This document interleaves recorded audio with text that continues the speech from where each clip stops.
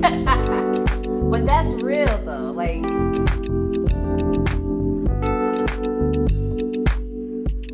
so today I want to ask you 5 questions. Okay. These 5 questions are going to be very important to ask yourself before starting a business, before stepping out and starting a business. These questions are going to save you from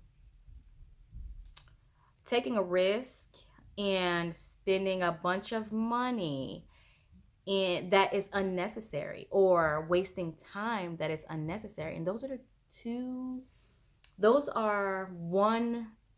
of the most valuable things here on earth, and that's outside of human beings, right? So the first question I'm going to ask you, number one, is your what you're thinking about doing more of a hobby, or is it truly a business idea?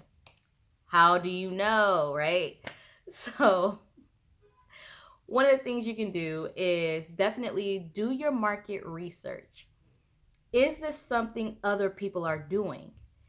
Can you find information on it? If you can't find information on it, you may have hit a gold mine. But the other side of that coin is maybe nobody's asking for it. Maybe this is not a problem that needs to be solved. And that is the key to starting a business. Your business should answer a problem. So if your answer is not an answer to a problem that a large group of people have, then it might just be a hobby. Okay. Another way to tell if this is a hobby or if it's really a business idea is, this is actually after you get into it, but when you actually jump into business, are you ready to quit? Is it too hard? Is it not pushing you? You know what I mean? So if you're already in business and you're ready to quit because it got too tough or something didn't work out in your favor, might have been a hobby, right? So, question number 2, do you know and understand the sacrifice it's going to take in order to have your business be successful? Think about that. There is a large amount of work that you don't see. It's literally like the tip of the iceberg. You see people who are super successful and they're soaring, YouTubers and people who actually have brick and mortar stores or places where you actually go.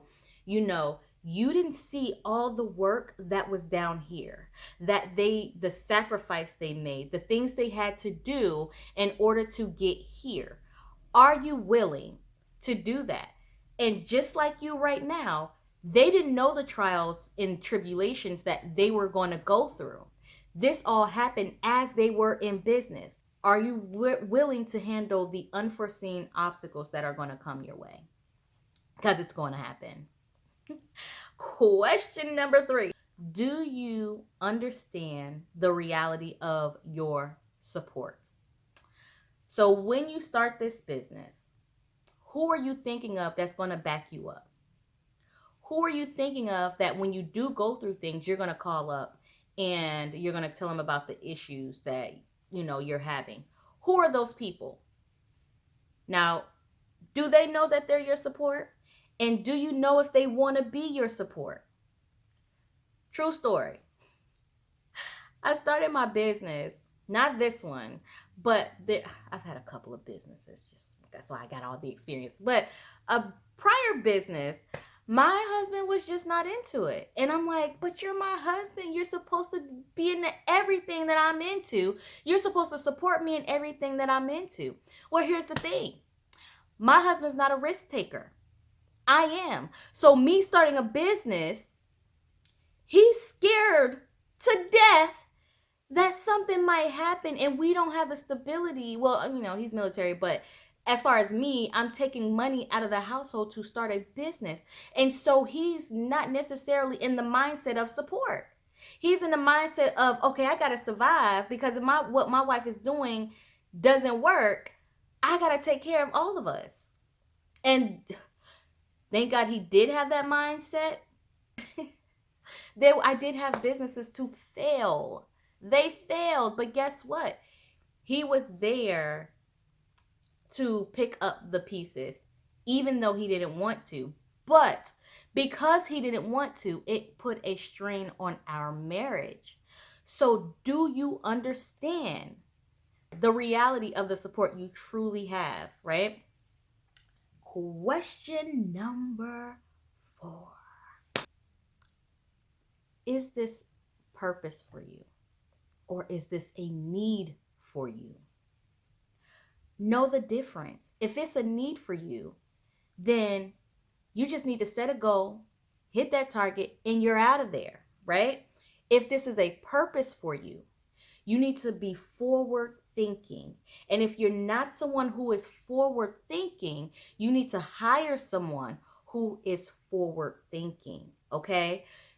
Know the difference, because if you go into a business and you don't know if this is really a need or a purpose, you're going to be operating in different lanes that don't match. Someone who, if this is a need and you're saying that this is a purpose, and now people are looking for more from you, and you're like, I'm done. I done made all the money I need to make. Okay? Mm-mm. Purpose. People who are going after purpose are, what can I do? I want to do more. How can I stay in this? How can I grow from this? There's a difference. Okay? And then question number 5.